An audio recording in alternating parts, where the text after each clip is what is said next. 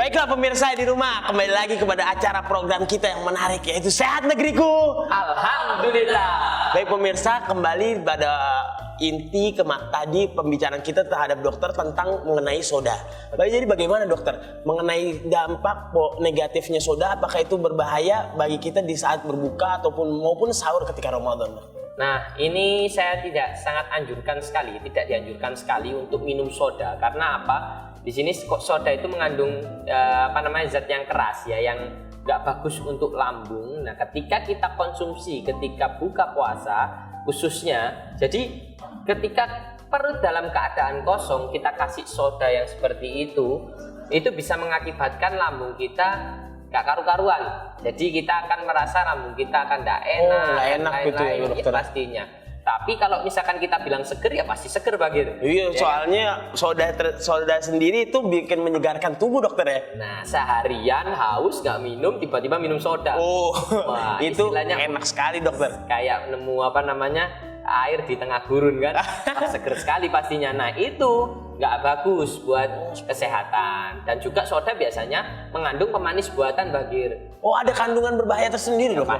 Pastinya ada pemanis buatan, terus habis itu bahan pengawet juga yang nggak bagus buat tubuh. Jadi saya sangat tidak menganjurkan untuk berbuka ataupun sahur dengan soda. Oh, seperti itu dokter. Tadi kita balik dari tentang berbuka puasa dok. Tadi ada makanan-makanan atau jenis makanan yang berbahaya ketika berbuka puasa. Itu ciri-ciri apa dok?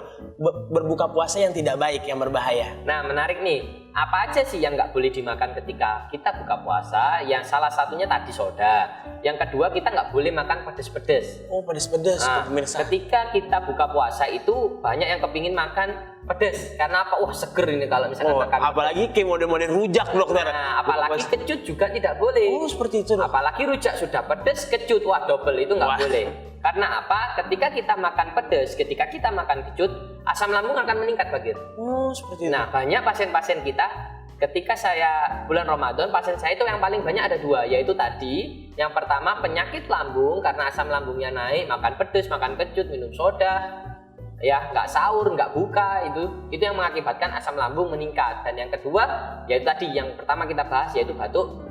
Oh, batuk-batuk tadi itu dok ya? Batuk-batuk tadi karena gorengan, es sembarangan. Oh, makanya dalam keadaan Ramadan ini kita juga harus menata berbuka atau menata kehidupan kita sehat dan baik dokter ya? Iya, supaya apa? Ya itu tadi, harapan kita sempurna bulan Ramadan ini.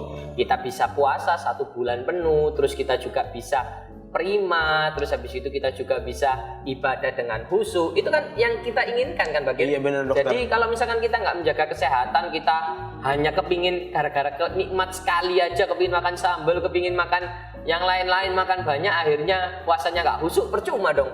Oh iya. Akhirnya puasanya batal, terus habis itu atau misalkan besoknya nggak kuat karena asam lambungnya naik, batal, siapa yang rugi? Iya, kita sendiri dokter yang rugi. Tuh pemirsa, makanya kalau bisa kita kurangin makan makanan yang kecut seperti rujak dan selainnya, dan minuman-minuman seperti soda dokter ya? Iya, nggak boleh. Kita nggak anjurkan itu sama sekali. Bahkan kalau misalkan Bagir sendiri mau buat, mending buat es-esan yang ada di rumah, homemade. Jadi yang dibuat dari tangan ibu kita sendiri, tangan istri kita. Kalau saya belum kawin dokter, jadi makanya ya itu tadi, kalau bisa adalah makanan-makanan yang homemade atau minuman yang homemade, supaya apa? Kita terhindar dari itu tadi, makanan yang dari luar yang tidak higienis dan lain-lain, itu bahaya. Oh, seperti itu dokter. Ya. Jadi kita harus menjauhkan minuman-minuman yang bersoda serta makanan-makanan yang seperti kecut, pedas, segalanya ini dokter ya. Betul. Oh, seperti itu pemirsa. Jadi kita harus jauhkan itu semua agar puasa kita ini bisa sehat dan bugar seperti dokter ini. Betul sekali.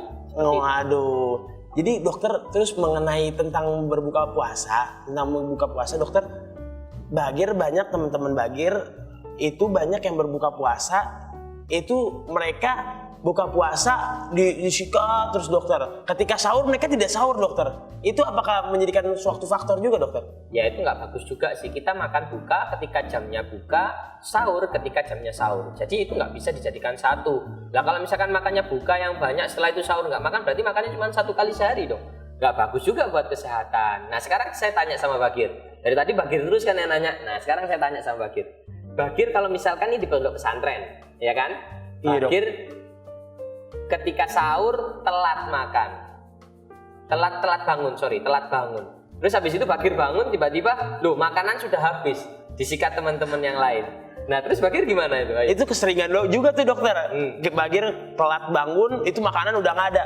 Cuman ya dok ya, opsi terakhir tuh mau nggak mau ya Bagir nyeduh mie instan dok. Makan mie instan dok. Emang Bagir makan mie instan aja kenyang? Enggak dok, jadi Bagir makan mie instan itu dibarengin dengan nasi dok. Kira-kira apakah bagus dok? Begitu. Ini yang harus kita bahas juga di sini. Itu habit yang salah Bagir. Oh. Kita makan nasi dan makan mie instan.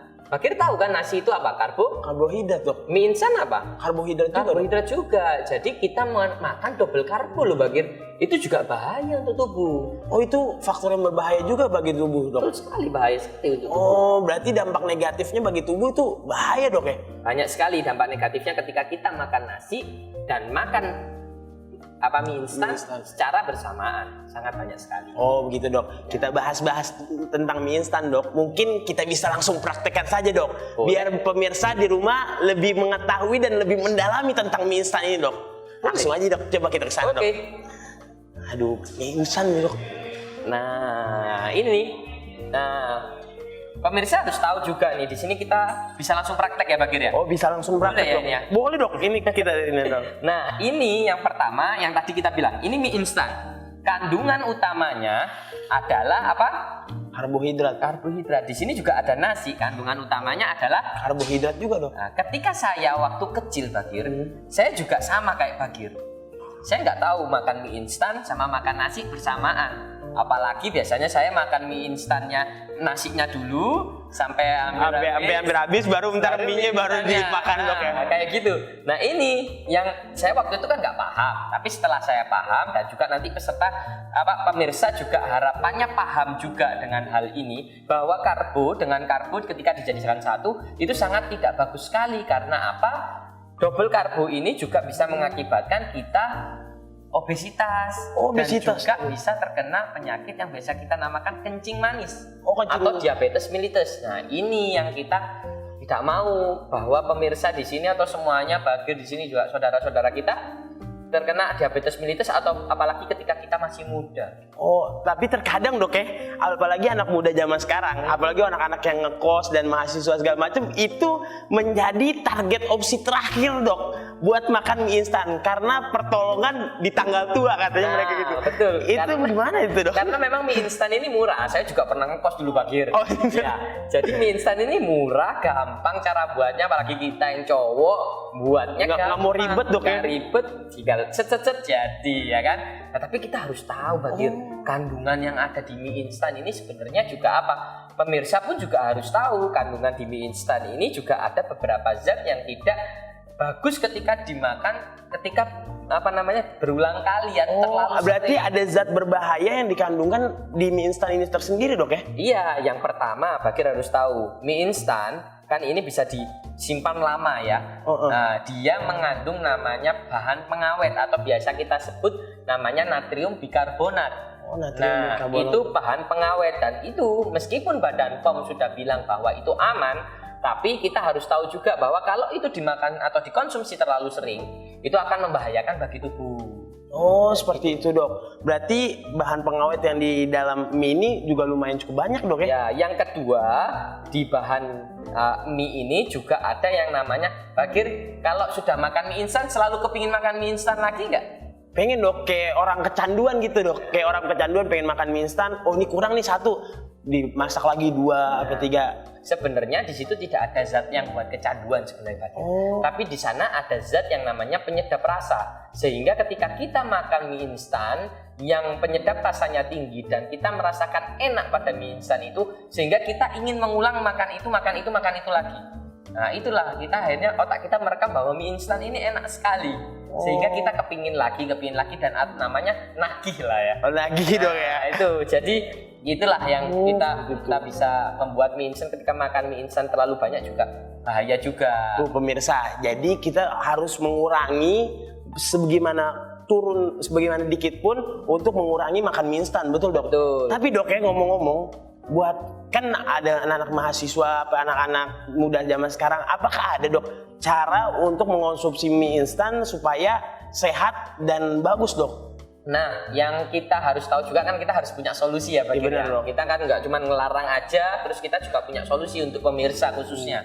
Nah, kita harus tahu kalau makan mie itu boleh aja, tapi jangan mie instan kalau bisa Bagir. Oh, mie Ya, seperti apa dok? Ya kalau bisa kita mie yang buat sendiri kayak mie Jawa, mie yang kita buat sendiri, atau misalkan kita mau produksi mie-nya sendiri pun juga bisa Bagir. Nah itulah yang harus bisa kita makan secara aman, dan di situ nanti ditambahkan sayur dan lain-lain. Meskipun pun Bagir terpaksa harus makan mie instan, jangan disamakan atau dibarengkan dengan nasi. Dan yang kedua, jangan terlalu sering. Oh, jangan terlalu sering Iya. ya dokter. Tuh, pemirsa, jangan terlalu sering kita makan mie instan. Kalau bisa kita minta sama orang tua kita bikin mie sendiri dok ya. Nah ya, Bikin sesuai kesehatan, anjuran-anjuran dokter dari Ya. segi pandang kesehatan kali dok bisa ya. dikasih sayur, bisa dikasih macam-macam kan. Mungkin dari sayur-sayur itu bisa membuat kita, apalagi bulan Ramadan seperti ini, menjadi segar dan bersemangat dok ya. Betul, karena nanti akan gizi kita kan tercukupi semuanya. Ada mineral, di dalam itu ada vitamin dari sayur itu. Jadi banyak yang bisa kita dapatkan dari situ. Beda halnya kalau kita makan mie instan kandungan utamanya cuma karbohidrat ya. Mungkin kita akan ngerasa memang kenyang, tapi setelah itu mie instan ini juga banyak mudorotnya lah istilahnya, banyak negatifnya daripada positifnya. Daripada mie instan ini Daripada tersendiri ya, dok ya. makanya jadi saya tekankan lagi kepada pemirsa bahwa mie instan ini nggak bagus. Dikonsumsi terlalu sering juga nggak bagus. Oh, jadi pemirsa, kalau bisa kita makan yang bagus aja bagi kesehatan, apalagi dalam keadaan Ramadan seperti ini dok ya. Betul sekali. Oh, jadi mau ditanya-tanya dok, tadi kita sudah berbincang-bincang, bagaimana sih dok, dokter bisa kelihatan segar seperti ini dan bersemangat dalam minggu pertama puasa ini? Bagir juga pengen dok dalam keadaan segar dan bersemangat nih dok. Kira-kira apa dok faktornya? Sebenarnya kita semuanya bisa dalam kondisi prima dan fit ketika bulan Ramadan ini. Seger selalu, semangat selalu bisa. Kuncinya juga kita. Tahan dok. Ini pembicaraan kita semakin menarik dan meluas ini kayaknya dok. Oke. Tentang bagaimana tubuh kita semakin segar dan bersemangat dalam keadaan berpuasa dok. Betul. Pasti saya sudah tidak sabar nih dok, apalagi pemirsa di rumah nih mungkin tidak sabar bagaimana cara seperti dokter ini biar bisa segar dan bersemangat. Baik pemirsa, jangan kemana-mana, pantengin terus TV-nya, tetap di Sehat Negeriku. Alhamdulillah.